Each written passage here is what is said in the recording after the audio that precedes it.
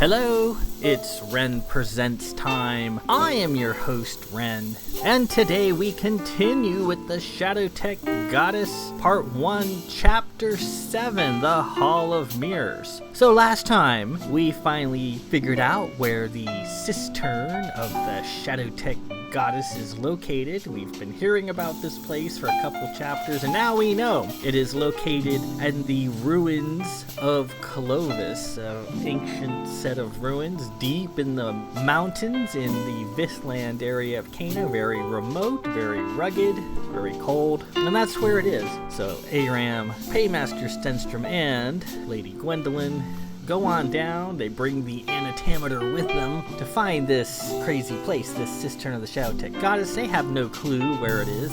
These ruins are vast, a bunch of fallen down structures in the mountains, and they think they see somebody from high above. Paymaster Stenstrom says, hey, somebody's down there, and some people have gotten up in my face, gotten up in my grill, and gone, Ren, if they saw somebody down there, why were they so nonchalant when they landed and look for this person and take steps? Well, these three are adventurers in the fleet. You have Paymaster Stenstrom, the sister's it guy with all these superpowers. You have Lady Gwendolyn, who's a trained sword fighter with her family Fedula. She's also pretty tough even without her Fedula. Aram's not much help here, but he's got a gun. So they didn't expect to meet up with who they met. They thought, well, if there is somebody down there, it's just some vagrant or passing ruffian, and they are more than capable of dealing with such a presence. If it comes down to scaring them off or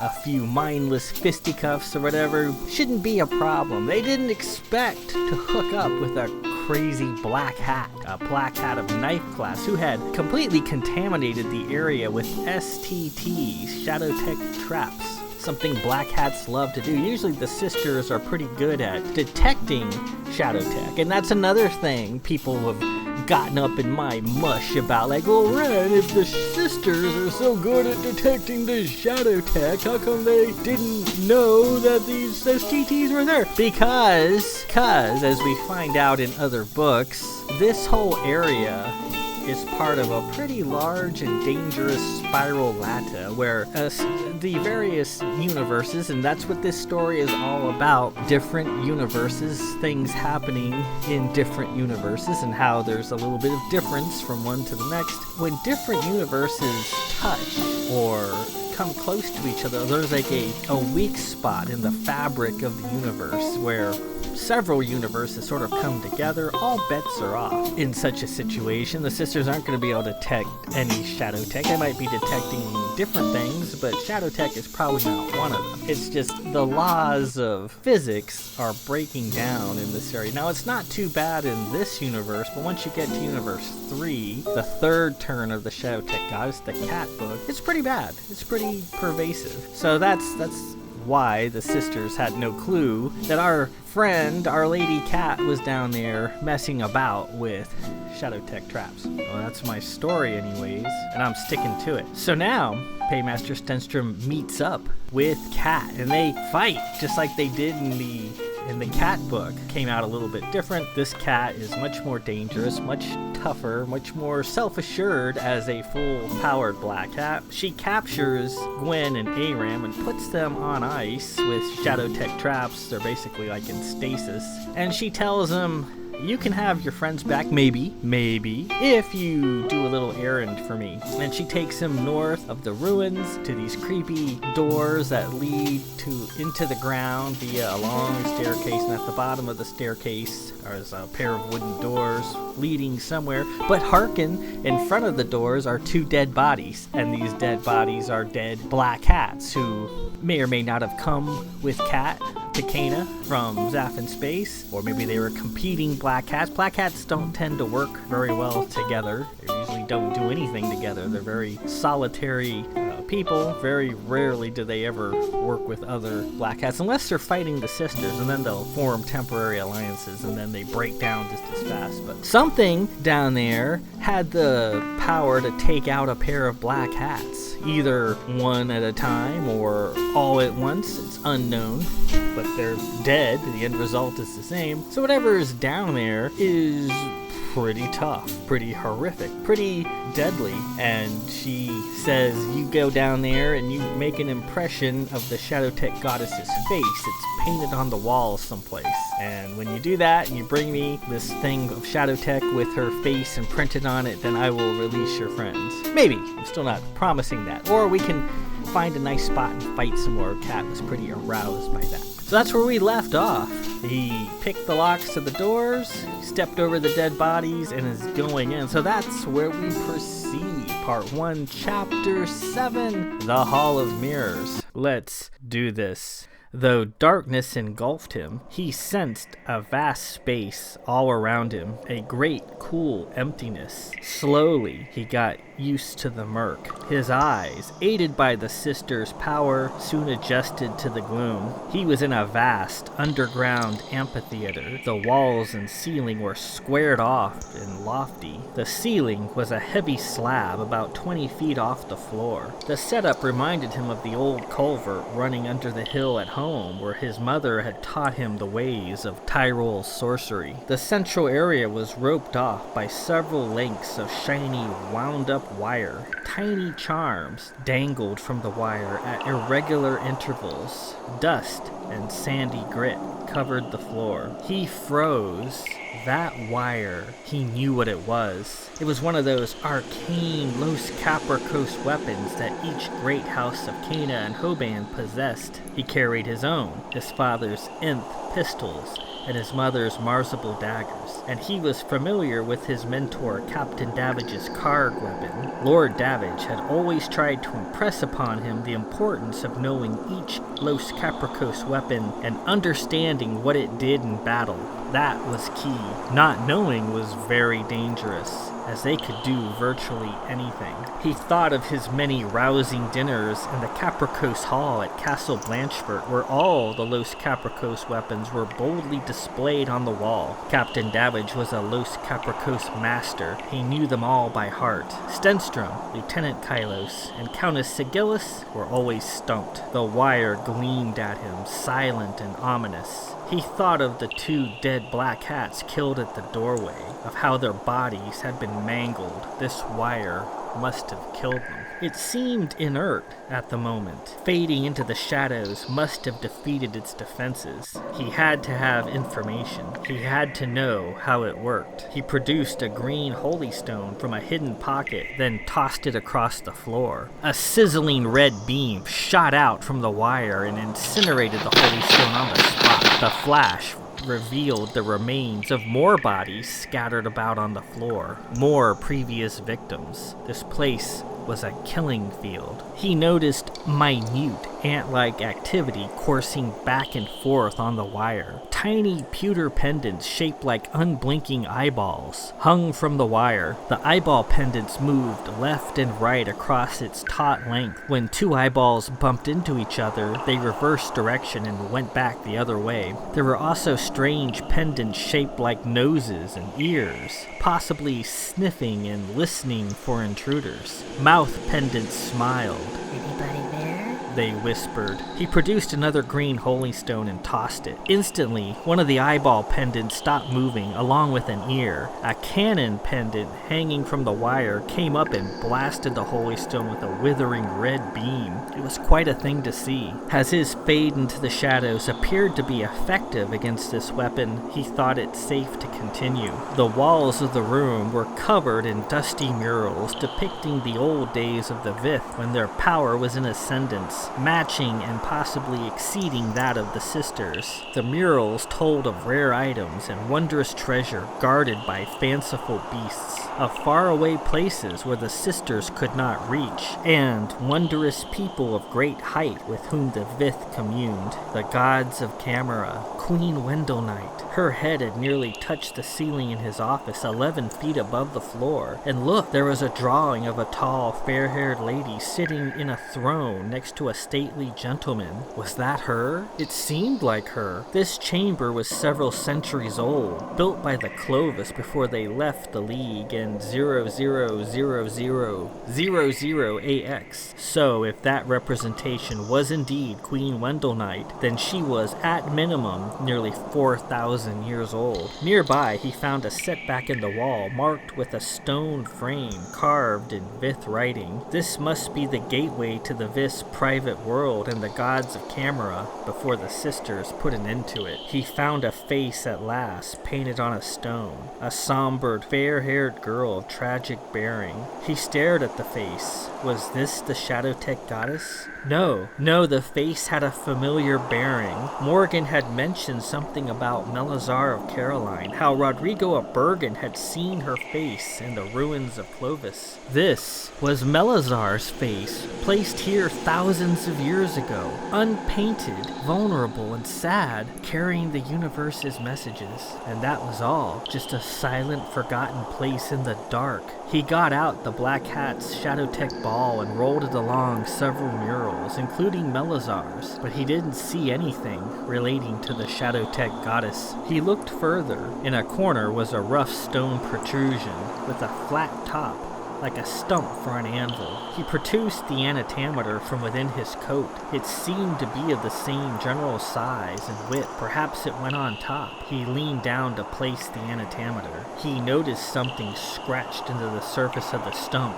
Beware the Shadowtech goddess. He set the anatometer on the stump and slid it around until he felt it drop into place. Then he gave it a slight clockwise turn and it locked solidly. It dug in so tight he couldn't get it back out. He stepped away, his duty to Queen Wendell Knight done, now to look to his own and find something to appease the Black Hat outside. Wait, he was supposed to turn the knob. Queen Wendell Knight had said to turn the knob. It hadn't ever shown signs that it would turn before. He reached down and surprisingly, it turned with an easy ratchet movement. He heard a voice from behind.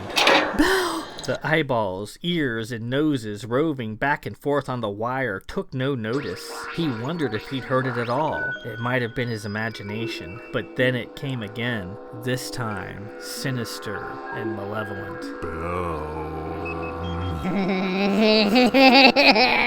He turned and discovered the chamber around him had changed.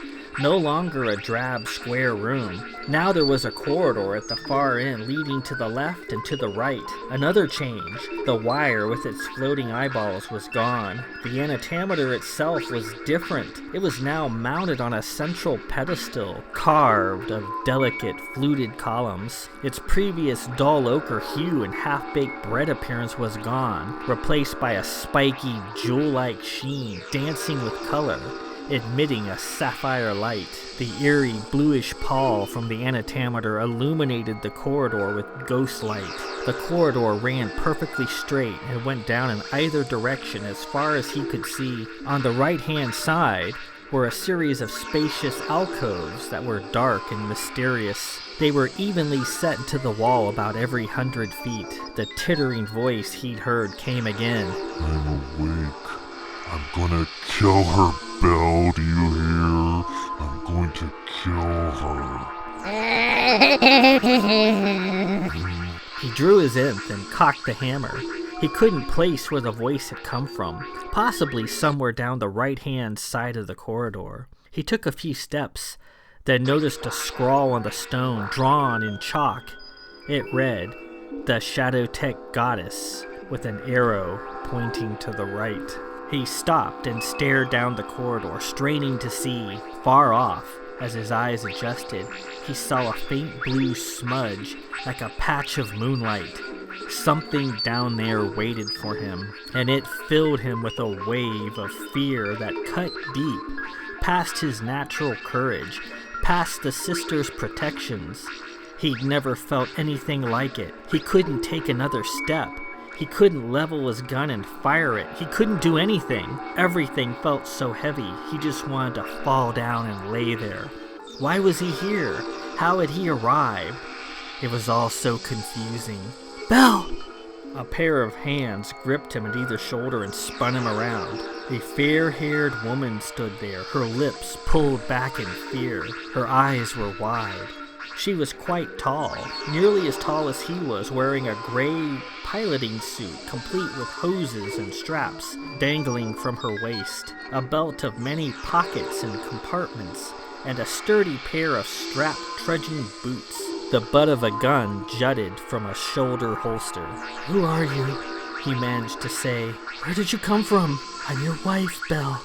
Your countess." He blinked and took a hard look at her face. It seemed familiar, but he couldn't place it. He was having trouble thinking, putting things together. He might know her and he might not. I don't know you," he finally said. She lost her composure for a moment, half laughing, half groaning. She tightened her grip on his shoulder and shook him. "Belle, she's coming. She's coming. Do you understand? I know you're feeling the effects of her proximity. That fear you're feeling, that confusion, it's from her." She pulled in close. She smelled of sweat and stale fear. "Did you turn the knob?" His mind was numb, like he was asleep or only partially awake. The what? "The knob, Belle! Did you turn it?" Through the dull, clouded passes of his mind, he recalled the antimatter and its innocuous little knob. "Yes." "How many times?" "One, I think." The woman shrieked and shook him. 8 times, Belle! 8 times, not one!" Something approached down the corridor. The woman reacted with stark terror. She hauled Stenstrom around and shoved him up against the corridor towards the chamber. He fell to the ground. Panting with terror, she drew her gun. Go! Turn the knob 7 more times! I'll hold her here! Do it, Belle!" Stenstrom, his mind clouded with fear and confusion, crawled towards the chamber as he was told, his limbs heavy, his head hanging towards the ground. Behind him came a ruckus of gunfire and screaming. Die, why won't you die?" said a terror-filled voice. He sucked in his breath and kept moving. Where was his courage? Where was his valor? Why was he standing fast, helping this woman who claimed to be his wife, though he had no wife? Didn't matter who she claimed to be, she needed his help. Yet all he could do was continue on, one drag at a time. He reached the chamber. Behind him was a dreadful commotion of bodies struggling in the grit, of cloth tearing and bones breaking. There came a hideous, glee-filled laugh and an agony-choked scream he couldn't bear to listen to. There was the antimatter atop its pedestal, gleaming like a forgotten gem. He reached up. It was too high. Panting, straining to stand, to raise himself up, he leaned against the pedestal. Too much. He couldn't do it. He was bewitched. "I'm your wife, Belle. Your countess," she had said. The woman's words ran through his mind. He allowed his guilt and shame for not helping her to feel him, to give him strength. He pushed himself up and reached out to turn the knob at the top of the antimatter. She had thought it important enough to sacrifice himself. Belle! Came a blaring, ugly voice. The fear and the weight he'd felt before was now tenfold. A palpable, crushing force, and he crashed back down to the grit. He struggled to raise his nth. A hand appeared from the corridor, gripping the edge. The hand was pasty white, with hints of greenish veins running beneath the skin. The fingernails were cracked and broken, a distinct green color. A head and a shoulder appeared around the edge. The demented face of a woman hovered there, mouth open in delight, eyes wide and lamp-like, and they fixed on him, burning into his soul. There you are. She rasped. She emerged from behind the edge. She wore a black, form-fitting suit of some kind, her sleeves pushed up to her elbows. Her hair was a rope-like green tangle. She approached, holding her hands at chest level, her crab-like fingers snapping. He raised his ends with all the strength he had and fired 2 shots. The woman tittered and kicked them away. She dove down, and he felt the life drain out of him with her touch. I've been waiting for this.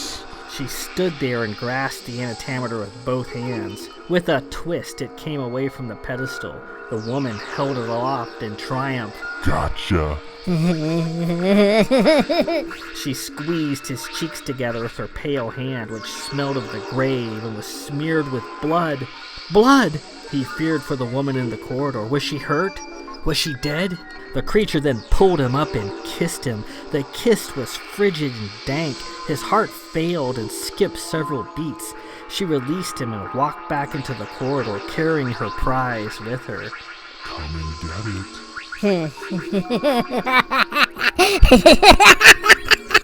Come and get it! I'll be waiting. The corridor shimmered and then vanished. Come and get it. Came the echo of her ghastly voice. The hand of fear that had rendered him helpless diminished with her passing, and he was himself again. The chamber reverted to what it had been, just a dusty stone room. He sat up. His ints lay on the ground an arm's length away. He picked them up and tucked them into his sash.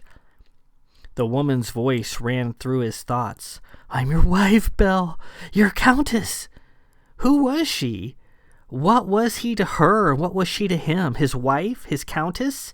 He had so many questions. All he knew for certain was that, though terrified, she had stood and faced her fear, hoping to give him time, and he had failed her. "Hey," came a voice.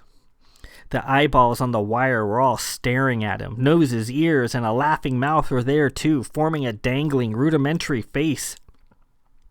He was not faded into the shadows, and they could see him, hear him, smell him. They blinked with indignation. A cannon charm took aim. The chamber exploded. "Belle! Belle!" came a frantic voice. He opened his eyes. A terrified Gwendolyn and Aram stared down at him. "Gwen? Aram?" He sat up. He was lying on the cold ground near the rip car. Gwendolyn and Aram were leaning over him. His clothes, with the exception of his HRN, were in blackened tatters. "Are you two all right?" "We're fine," Aram said, holding his hand. "I recall seeing something black coming towards me, and then before I knew it, I was sitting by the rip car next to Gwen. You were lying here as well." "Belle, your clothes, what happened to you?" Gwen asked, having trouble masking her concern. He started to speak and then stopped. Rummaging through his thoughts, he found a blank spot. Most of the afternoon was gone. He remembered the ruins and the black hat, and something about someone calling out to him. Someone who had needed him and he had abandoned. Did that happen? The thought troubled him. I don't know, my head. He looked around. "Where's Cat? Who's Cat? The black hat." Gwendolyn and Aram scanned the area. "We haven't seen the black hat. She must be gone. Thank creation for that." Aram pointed at the open basket and the clutter of crumbs and the overturned wine bottle. "You had lunch, I see." She had lunch. She was famished, like she hadn't eaten in days. She demanded to be fed, otherwise she wouldn't release you two. She locked both of you in a complex set of STTs. Stenstrom struggled to recall what happened. And then she made me go up the path, into the secret room deep underground. She was afraid of something inside that room. And then, I am your wife. He sat there and tried to clear his head. "I don't remember much about what happened after that. I don't know, I seem to have lost the antimeter." "Oh, to blazes with that ruddy little nothing, Belle. It's gone, and we needn't worry about it any further. I'm just elated the three of us didn't get killed in the process of losing it." "Just rest. Darling, don't strain yourself," Gwen said, hugging him. "You've been through a lot." Slowly, he stood and looked around. Most, if not all, of the STTs once strewn about the ruins were gone. He remembered something about being in the dark and an ugly laugh. Come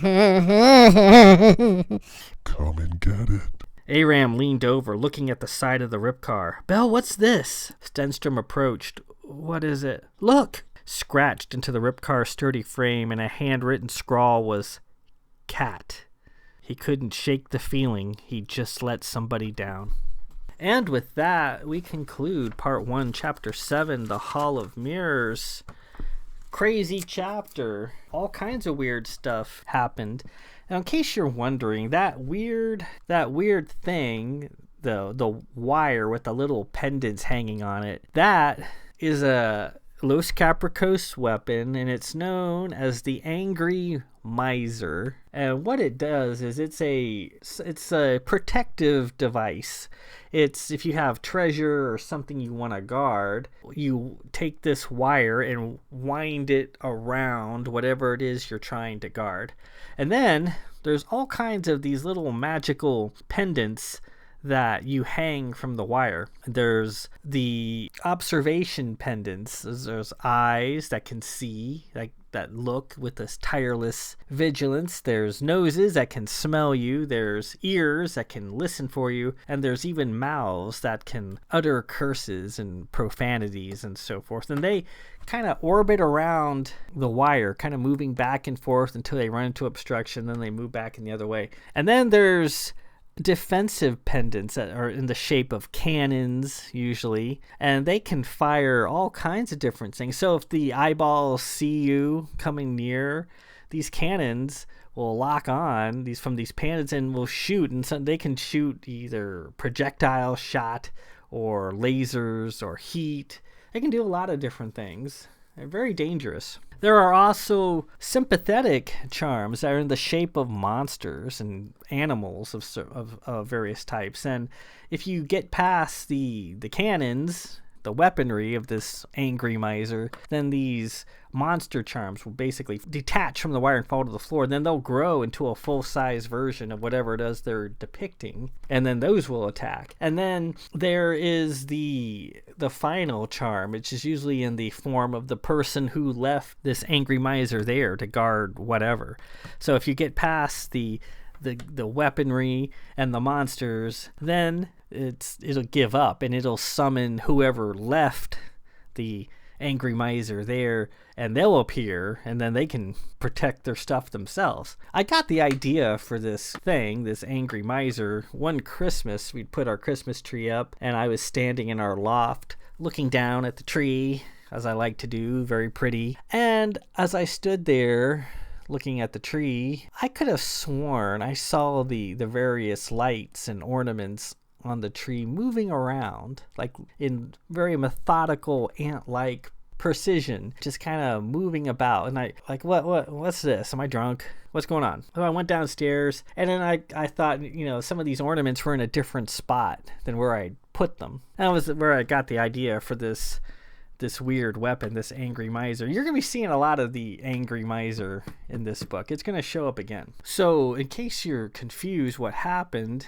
there, he found these murals, and he found, and I guess I'd written numerous versions of this until I finally decided on one. In one, he actually does see a figure in black who he assumes to be the Shadow Tech goddess. But in this version, he sees the gods of camera. He sees a depiction that could be Queen Wendell Knight, who had been in his office just recently. He also sees an image of a girl with very sad looking, very shy looking, and that he recognizes as Melazar of Caroline, that her image is down in here too. And in previous ones there was like an ominous figure in black who was the Shadow Tech goddess, but I guess I deleted that or removed it for whatever reason. It was there at one time. He finds this socket where the antimatter is supposed to go, puts it in place, and turns the knob once. And when he did that, he basically left our universe and entered a different one. What he also did was summon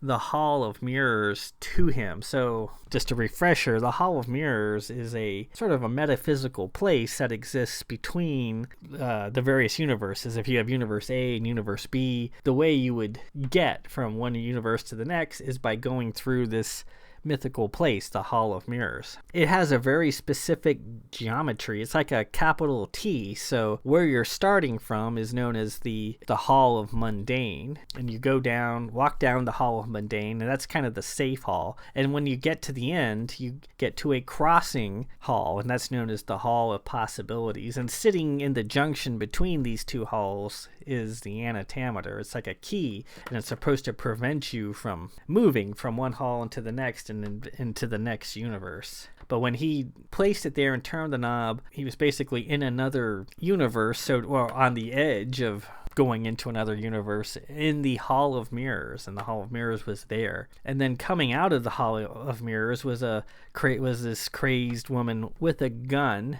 Now, if you remember my previous readings, we know the woman with the gun who is on this quest to be reunited with her husband, and she claims her husband is Paymaster Stenstrom, though he's not aware of having a wife like this tall lady wearing a flight suit with clanking hoses and a gun. I was inspired by the goddess Inanna, who, if you're into a lot of the Chariots of the Gods stuff, which I was when I was a kid, I used to drink that stuff up about aliens visiting ancient Earth. And in Mesoamerica, you'd have all kinds of depictions of people going on long journeys. And there was a statue of the goddess Inanna. And if you look at what's carved on her, it looks like she's wearing like a flight suit with all sorts of hoses and stuff kind of dangling off of her. And I always liked that depiction. So that's where I got the idea for this woman with the gun, with all these hoses and straps and stuff hanging off of her. And then she's got a shoulder holster and there's a gun.